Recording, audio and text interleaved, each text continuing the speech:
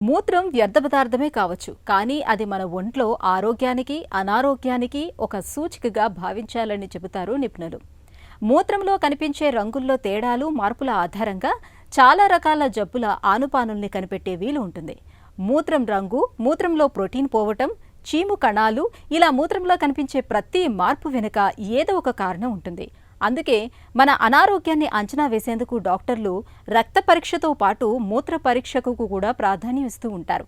అనారోగ్యాన్ని పట్టించే మూత్రం రంగులో తేడాల గురించి ఇప్పుడు తెలుసుకుందాం. కళ్లను, గోళ్లను చూసి అనారోగ్యాన్ని అంచనా వేసినట్లుగానే మూత్రం రంగును బట్టి కూడా అనారోగ్యాన్ని అంచనా వేయొచ్చని చెబుతారు డాక్టర్లు. నిజానికి అనారోగ్యం బారిన పడ్డప్పుడు మన శరీరంలో చాలా మార్పులు కనిపిస్తూ ఉంటాయి. మూత్రం రంగులో మార్పులు కూడా అలాంటి సంకేతాలే. మూత్రం రంగును బట్టి డాక్టర్లు చాలా వరకు జబ్బుని, అనారోగ్యాన్ని అంచనా వేయగలుగుతారు.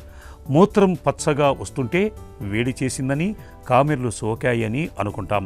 వేడి చేయటం ఎలా ఉన్నా మూత్రంలో పసుపు రంగు అనేది కామెర్లు సోకిన విషయాన్ని ఇట్టే పట్టిస్తుంది.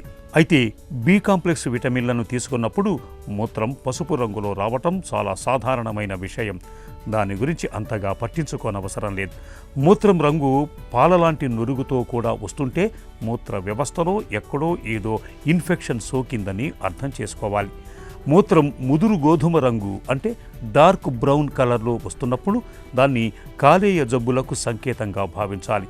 కిడ్నీలు దెబ్బతిన్నప్పుడు, కిడ్నీల్లో క్యాన్సర్ ఆనవాళ్లు ఉన్నప్పుడు మూత్రం ఎరుపు రంగులో వస్తూ ఉంటుంది. అలాగే తరచూ మూత్రంలో రక్తం కూడా పడుతూ ఉంటుంది. అయితే బీట్రూట్, స్ట్రాబెర్రీ వంటి గాఢమైన ఎరుపు రంగు పండ్లను తిన్నప్పుడు మూత్రం కూడా ఎరుపు రంగులో కనిపించవచ్చు. ఇలాంటప్పుడు కంగారు పడాల్సిన అవసరం లేదు.